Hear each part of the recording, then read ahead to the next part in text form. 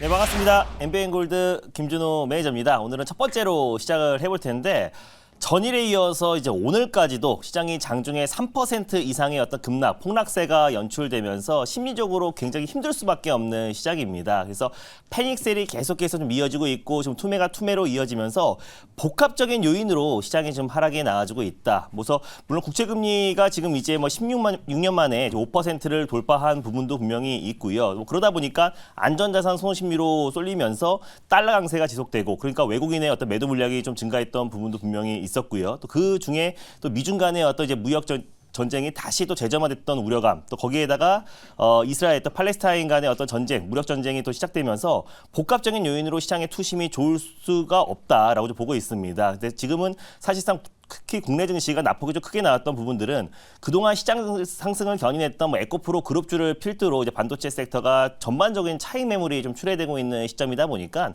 시장의 주도 섹터가 이제 부재한 상태에서 시장의 하락을 방어해주는 섹터가 없기 때문에 시장의 하락이 좀 크게 좀 진행되고 있다. 그래서 시장의 어떤 광기는 예측할 수가 없는 부분이잖아요. 그러다 보니까 패닉셀이 계속해서 연출되지만 결국 시장의 하락은 멈추기 마련이다. 지금 딱 상황만 보면은 이런 불확실성들이 계속해서 영원히 지속될 것만 같지만 결국 과거 데이터 또 100년 이상의 S&P 지수를 본다고 했을 때 1차 세계대전, 2차 세계대전도 극복하고 반년 만에 1년 만에 V자 반등의 더 큰 폭의 상승 흐름이 나아졌고요.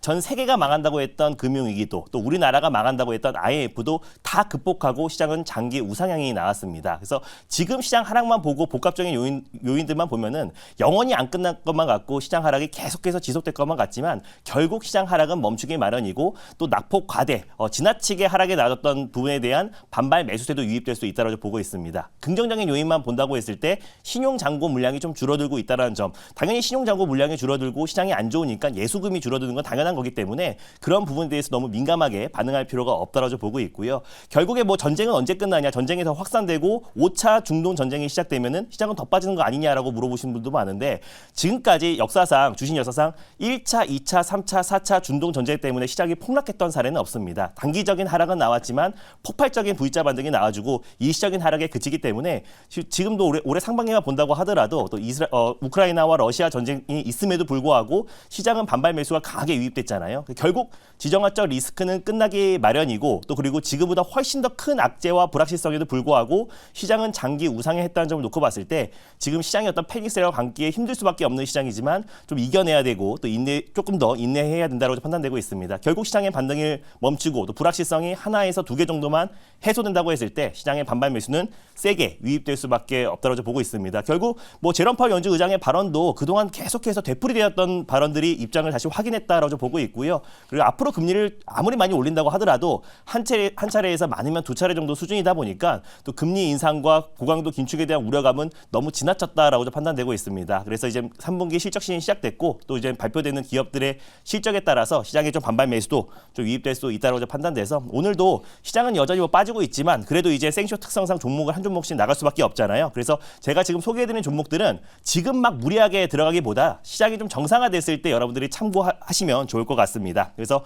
오늘 소개해드릴 종목은 또 트렌드 선점 전략으로 말씀드리겠고요. 좀 시세가 좀 들어와주고 있는데 일단 매수가부터 먼저 말씀드리도록 하겠습니다. 5,780원이고요. 네, 이렌시스라는 종목을 오늘 탑픽 종목으로 말씀드리도록 하겠습니다. 1차 목표가는 6,100원을 설정해 드리도록 할게요. 그래서 이렌시스 같은 경우는 바로 지난달에 최고가 우승 종목을 했던 종목입니다. 그래서 정말 폭발적인 상승 흐름이 나와주면서 제가 한 달 동안에 90% 이상의 수익을 챙겼던 종목이기도 한데 최근 시장 대비 전 섹터 전 업종이 시장이 7월 26일 기점으로 3개월 동안 20% 이상의 하락이 나와졌잖아요. 그러다 보니까 당연히 종목들은 30에서 40% 이상의 하락이 나올 수밖에 없는 시장인데 그럼에도 불구하고 이렌시스 같은 경우는 굉장히 안정적인 모습 보여주면서 2차 시세의 진입을 앞두고 있다. 지난번에 두산 로보티스 상장을 앞둔 시점에서 제가 여러 종목들, 로봇 관련 종목들 연이어서 말씀드렸었는데 다 큰 폭으로 상승 흐름이 나졌잖아요. 두산 로보티스 상장은 끝났지만 앞으로 남아있는 게 이제 삼성의 웨어러블 로봇, 보피 출시가 연내에 또 하반기에 출시를 앞두고 있기 때문에 결국 관련해서 최대 수혜주로 부각될 수밖에 없는 종목은 이렌시스다라고 좀 판단이 돼서 다시 한번 9월의 영광을 차지하고자 이렌시스라는 종목을 다시 한번 가져왔습니다. 자세한 내용은 가져온 자료를 보면서 말씀드리도록 할게요.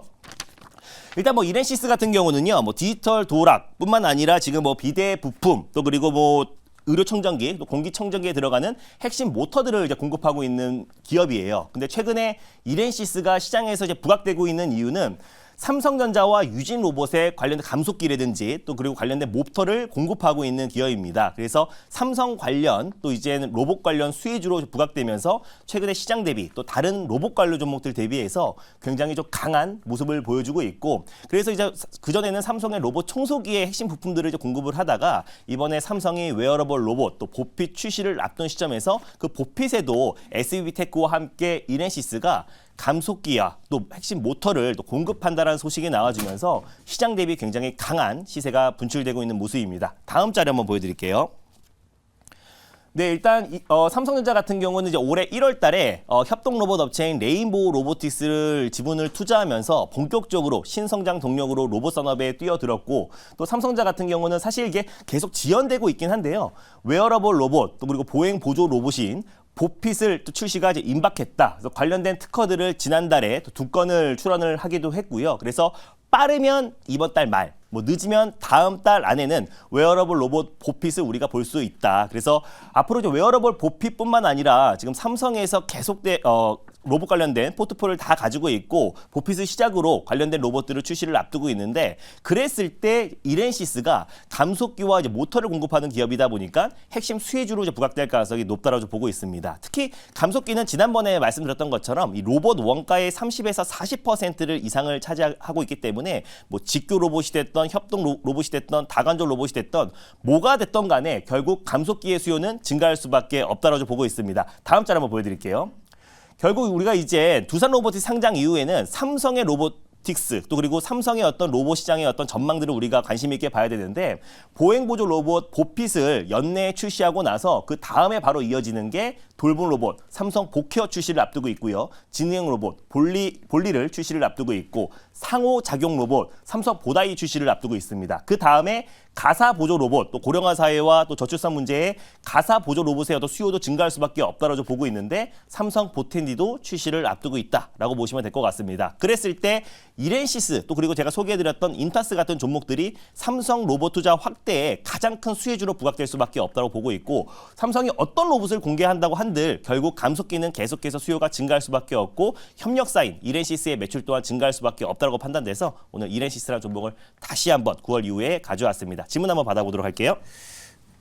네, 제가 질문하겠습니다. 사실 오늘 장이 좀 안 좋지만은 이 로봇이라는 산업은 사실은 인류의 미래가 달린 그런 산업이고 맞습니다. 또 이걸 또 알고 있는 그 기업 입장에서는 적극 투자를 할 수밖에 없는 그런 상황인데 과거에도 여러 가지 경기 사이클상으로 이제 나빠지고 또 시스템 위기가 발생을 했을 때도 사실은 미래 가능성이 있고 또 실제로 그쪽에 투자라든지 어떤 산업 성장이 기대되는 부분에서는 좋은 저가 매수의 기회를 잡는다면 좋은 찬스가 되었는데 그런 점에서 사실 오늘 편입을 해서 뭐 지수가 저점이다 뭐 이런 관점보다도 사실 향후에 어쨌든 뭐 저점이 2,300이 됐던 2,200이 됐던 저점이 나오고 나서 가장 빨리 올라올 수 있는 그런 섹터로 미래에 가장 유망한 산업을 뽑았다고 보는데 이 점 어떻게 보시는지 궁금합니다. 네, 저도 그런 부분 때문에 이제 로봇주를 가져왔고요. 로봇 산업이 이제 단순 비교만 한다고 하더라도 이 자동차 시장과 모바일 시장을 합친 것보다 훨씬 더 큰